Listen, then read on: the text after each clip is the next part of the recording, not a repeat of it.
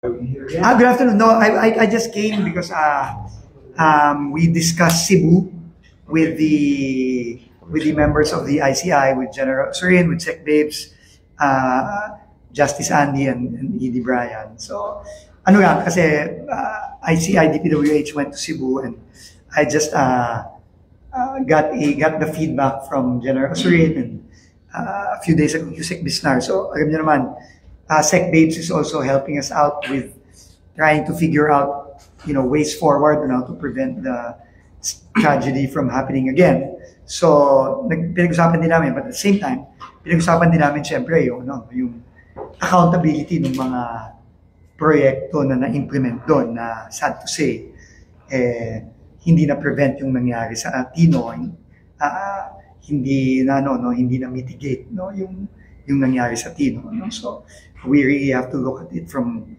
both angles dun sa pananagot ng mga nag-implement ng mga proyekto, bakit hindi in-implement yung master plan ng 2017, bakit ibang mga proyekto ang hindi ginawa yung mga importanteng proyekto. So kasama yung lahat syempre sa investigations din ng ICI. So we discussed it earlier. And, soon we will be submitting our reports about Cebu to the ICI after the inspections nung weekend. So, yun ang pinag-usapan namin kanina. How many projects,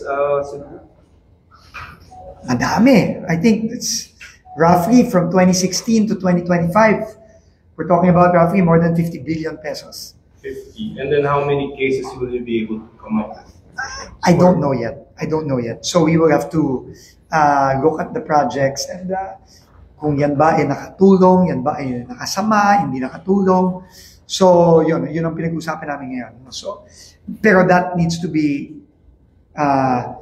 referred to dun sa master plan. No? Kasi nandun yung plano eh. No, bakit hindi yun ang in-implement? Yun ang tanong namin ni Secretary Babes dun sa nangyari sa Cebu. So, ano yan? No? We will have to look into that. But in the meantime, we will have to start working on yung kailangan natin gawing mga flood mitigation sa Cebu. So on Friday, mag-launch din ang Pangulo ng kontrabaha sa Cebu together with the private sector in Cebu. And kasama din natin ang San Miguel at Metro Pacific doon. So yun ang gagawin natin sa Cebu and other places moving forward. Secretary, around 50 billion pesos project sa Cebu. Validated kayo na? Hindi pa ongoing yan. Ginagawa yan ng General Azurin ng DPWH ngayon. Kasabay din ng mga ibang validations all over. So for both DPWH and ICI, nag-file na first ever information sa Sandigan Bayan versus hindi pa officially released ng Ombudsman. You know who I'm talking about. No, I think we can already say it. No? So I think it's the first case referred by ICI. The one involving the project in Oriental Mindoro, involving SunWest Corporation. So one of the respondents in that case filed by the Ombudsman is former Congressman Zaldico, and of course a host of others from DPWH and other private individuals. ICI? So, well, of course, we're very glad. No? Natutuwa kami kasi it was filed only last September 29, so that's around less than 2 months ago, and how swiftly things happened. No? Na ngayon, sasampahan na ng kaso sa Sandigan Bayan. Eventually, warrants of arrest will now be issued, hopefully. No? And then we will be bringing these people to court.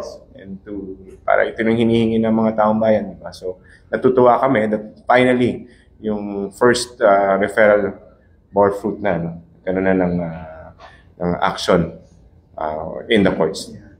Siguro ito na rin yung sinasabi ng Pangulo, na lahat tayo naiinip, lahat tayo nagagalit, taong bayan, naiinip na, nagagalit, pero kailangan natin sundin yung proseso para na rin masigurado na managot talaga ng tuluyan yung mga dapat managot. And ang DPWH na nagpapasalamat sa ICI at sa Office of the Ombudsman dahil yung pinagtulungan namin na unang refer ng ICI sa Ombudsman, finally ito na, tayo na. At gusto ko lang sabihin, tinignan ko yung last major corruption scandal, yung Napoles scandal. At nakita natin na simula nung nag-file sa ombudsman hanggang sa pag-file sa Sandigan Bayan at eventually pag-aaresto ni Janet Napoles, etc., it took almost 1 year. From, I think, August of 2013 to, I think, July of 2014. Halos 1 taon ang hinintay po bago po may makasuhan sa Sandigan Bayan at makulong. Ito po, sinabi nga ni Edie Bryan dahil sa talagang masusing pagtatrabaho ng ICI, ng DPWH, at ngayon ng DOJ, at ngayon ng Office of the Ombudsman. Mahigit 1 buwan lang, wala pang 2 buwan. Wala pang 2 buwan, na-file na sa Sandigan at tingin natin siguro sa mga susunod na araw na lang, ilalabas na rin ang mga warrants of arrest. No?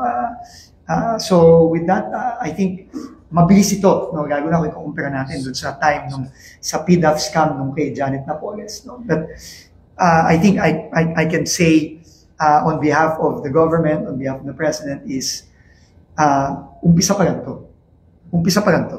At marami ng mga susunod dyan. Tingin ko susunod na dyan yung Bulacan. No? Na actually, mas nauna pang na-file. Pero tingin ko, dahil siguro mas marami yung mga involved doon at napabilis lang to dahil nga hindi sumagot ata si former Congressman Zaldico.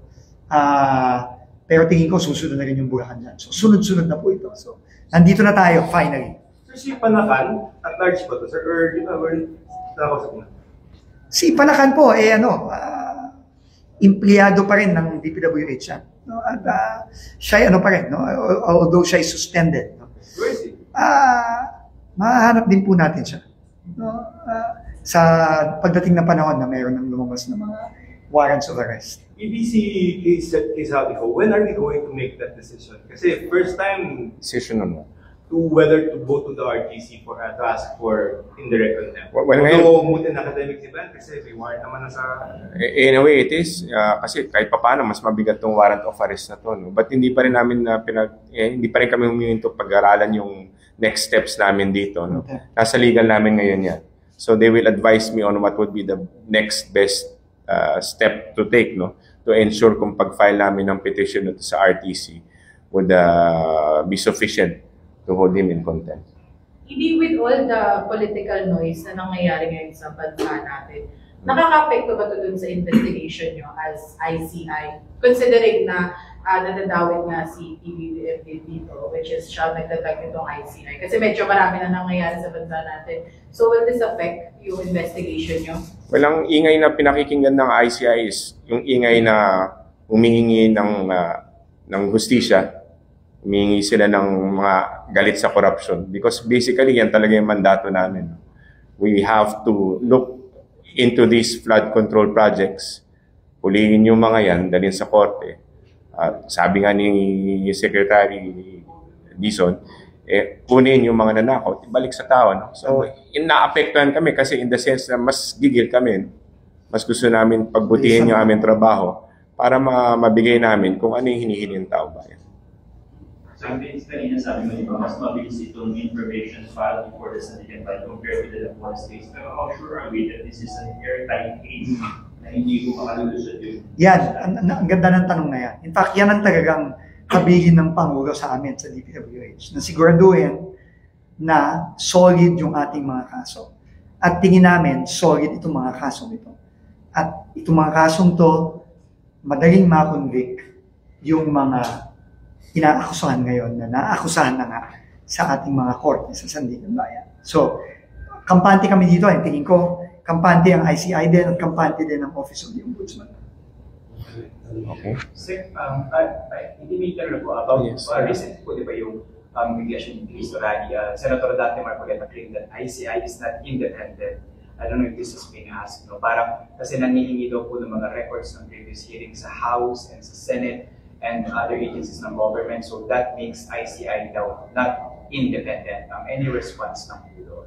Well, ang independent na sinasabi natin dito, yung decision ng o yung action ng commission. As far as investigation, the same time data gathering is concerned, siyempre kukuha kami ng mga iba-ibang sources ng aming informasyon, ng iba-ibang sources ng mga datos. So in that case, we rely on others also. Hindi lang naman sa Senado, kumukuha rin kami sa DPWH, sa COA, iba't ibang ahensya. In that case, masasabi mo, we welcome this assistance coming from the other agency, but it doesn't mean that we're not independent. Yeah. Thank you. Next question ko po, sorry, last one. Last. Kasi Regarding last time. Dadagdag ako sa sagot ni Ian. padagdag mo muna. Hindi, ang gusto ko lang sabihin, no? Tingin ko ito, kailangan sabihin natin ng paulit-ulit. No? Galit ang ating mga kababayan. Naiinit na ang ating mga kababayan. Kami sa gobyerno, ganon din ang nararamdaman namin.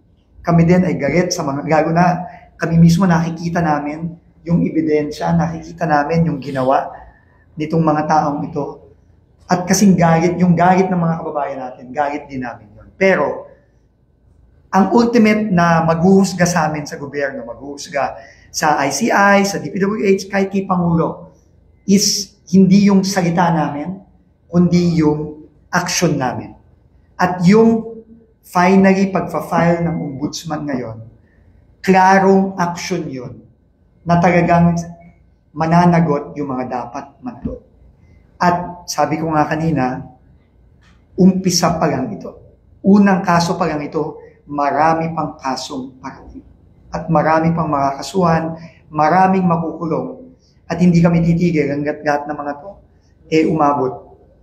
Kung saan umabot yung kasong final ngayon sa Sandigan Bayan. I-continue ko lang po yung question.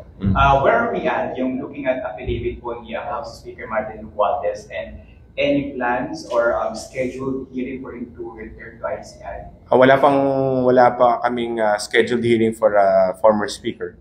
But at the same time, we're still making sure na we're still reviewing the affidavit submitted to us, yung second affidavit, yung affidavit na sinabit sa amin ni former speaker. At the same time, if there's a necessity or kung kailangan pa siya imbitahin pabalik.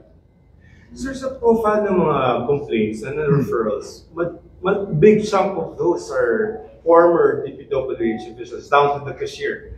May certain level of, paano ba to, assurance or help in DPWH hierarchy na these employees will be, when the time comes, will be arrested. Paano yun? Well, unang-una, kapag lumabas ang mga arrest warrant, lahat ng kooperasyon, lahat ng tulong na kailangan ng ating mga enforcement agencies, bibigay ng DPWH. Kung kailangan namin hanapin yan lahat, gagawin namin yan para ma-aresto na. At para talagang managot lahat ng mga dapat managot dito. Secretary, your reaction lang sa recent shake-up sa cabinet na resign po ang executive secretary at ang budget secretary. So, do you think this will affect yung campaign ni Pangulo to expose all those involved dito sa Tingin ko hindi po. Dahil alam nyo, yung resignation, ayan kusang ginagawa po. No? And klaro naman po yung sinabi kahapon at yung statements ng ni ES Bersamin and ni Secretary Pangandaman na ginawa ni ngayon dahil ayaw nilang maging sagabal sa gustong gawin ng Pangulo. No, gusto nilang ayaw nilang mahirapan ng Pangulo. No, dahil nga sila ay napangalanan in one way or form. And I think that is very bihira ho yan. No, bihira ho nating nakikita yan sa mga kawani sa gobyerno. Kung mapansinin niyo sa mga nakaraan, madaming mga kawani sa gobyerno, kahit ang dami ng mga aligasyon, ang dami ng mga sinasabi ng iba't ibang tao, madalas kapit ko. Pero doon niyo po talaga makikita ang integridad ni ni Chief Justice Bersamin at ni Secretary Pangandaman. So you do not treat that as an admission of guilt? No, absolutely not. Absolutely not. I think yung mga ganyan pong bagay, tingin ko, bihira po yan na nakikita natin sa gobyerno sa Pilipinas. Yung mga taong may delikadesa, Secretary ED, Congressman Leviste dumating dito and then meron siyang mga binigay na documentary evidence ICI daw, and he named kinote niya rin yung ICI na si Congressman CWS Representative Guardiola ay biggest contractor ngayon sa Congress. Is he part of the investigation that you're doing now? Sa part ng DPWH, nabanggit na ba yung pangalan niya? Kasi apparently, siya yung bumibili ng mga kontrata daw sa mga proponents at ibinibenta sa mga kontratista. Lahat iniimbestigahan ng DPWH, and I'm sure lahat iniimbestigahan ng ICI. No, wala, sabi nga ni Pangulo, wala tayong sisinuhin, wala tayong sasantuhin. Lahat ng tao, kung saan tayo dadalhin ng ebidensya, doon yan. And, wini-welcome natin lahat ng inputs from kahit na sino mga kababayan natin para talagang tumbukin natin yung mga dapat managot. Pero he said, kasi Secretary, may connection daw siya doon sa loob ng DPWH. So, natitignan niyo rin po ba ito? Kung bakit siya nabibigyan ng mga projects? Alam mo, lahat ng kontratista may connection sa loob ng DPWH. Lahat. Nakita na natin yun ngayon. Hindi na yun, Pero hindi ibig sabihin, may connection sila sa loob ng DPWH, makakalusot sila. Specifically, he mentioned that sa colleagues daw sa Congress, pinagmamalaki ni Gagdiola na ninong niya si dating DPWH Secretary Bonoan. Nakita niyo ba yung link between Gagdiola and Bonoan? Again, para sa amin, immaterial yun. Unang-una, wala na si Secretary Bonoan sa DPWH. No? So, immaterial yung gano'n. Sabi ng Pangulo, kung saan ang ebidensya, doon tayo kahit sino pa yan. So in the case of the ICI, tinitingnan namin nga dito yung mga proyekto. No? Kung saan man pupunta, kung ano man meron ebidensya sa namin, or kung ano man yung naibigay sa amin na ebidensya, i-verify namin yan. Now, nakita naman yun sa mga referrals namin. Kung sino man ang tatamaan ng ebidensya ng isasama namin. Regardless kung sino man yan. Kung either congressman yan, from DPWH or any other officials, sasama namin yan. But was it the first time na na-mention yung pangalan ni Congressman Gagdiola? Mention saan? Sa yung mga investigations? Source persons, testimonies, nakakit pa. As far as I'm concerned, ngayon lang nabanggit on that. No? But we've been reading that in the news, of course. So will you confirm yung sinabi rin ni Congressman De Viste na ICI has been asking Congress for a list of proponents, ibig sabihin names of congressmen, and the projects that they proposed in the 2025 GA? May ganun ba? Kami. Are you asking me? Yeah. Yes, of course. Any information that we can get, no, we're asking. Yan nga yung isang bagay na gusto makita ng commission is with regard to the connection between the supposed proponents. So kung mayroong ganun information, hinihingi namin. Hindi binibigay pa? Hindi namin alam kung meron sing information na yan. For the record, sir, kailan kayo nagpadala ng summon or request? Hindi ko maalala kung kailan last time. Wait, Sir Ron, worrisome na ang tagal naman mag-reply ng Congress, they should be able to comply because this is presidential. Well, I cannot speak for themselves, but for them, no. Ang importante, nahanap namin itong information na to. And our search will not be limited only from Congress. Kung meron pang other sources, then we will get it from them. Pero right now, we're trying to request or ask from them. Sir, speaking of documents. Okay na. Sorry. Sir, speaking of documents, kasi sabi ni Justice last week ay pinadalhan nyo nga po ng subpoena yung top 15 contractors. May any update ba dito? Nakapag-comply na po ba sila to submit the hard copies of their contracts regarding flood control project? Yes, I believe pinadalan sila, no, and unti-unti naman sila co-comply. Ilang numbers na po tayo? I don't have the data with me information. Pero kailan po ang deadline talaga nila?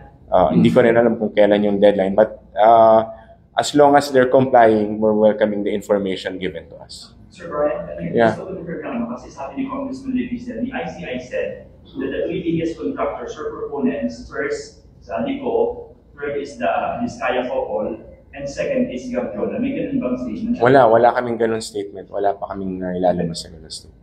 Decoded ICI. According Wala. to ICI, Wala. after the meeting. Wala kaming nababanggit na Yung ganun. saldi ko is number 1, wala kayong ganun. Wala kami. Sir, last na on my part. Baka lang sir may message ka ulit kay Resign Congressman Zaldico. Baka lang sir may message ka agad kay Sino? Resign Siya? Congressman Zaldico. You sir. Baka sir may panawagan ka sa kanya. Dapat siguro umuwi na siya, harapin na lang niya itong mga kasong to. Ganun? Sir, obvious question. Sila Sara, sila Vizcaya, sila Henry, mga bida ng kailan yung mga ito? Tingin ko malapit. Kasi nauna pa nga yun. It's just that dito kasi sa, I think, and I'm assuming, no?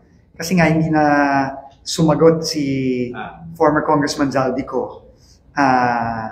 Winave niya no? If I'm not mistaken, no? Yun ang nangyari. Kaya mas nauna ito. Pero I think very soon, yung Bulacan na first case, mapafile na rin. So, mukhang magkakatotoo yung at least 40 na magpapasko sa kulungan. Okay? Thank you.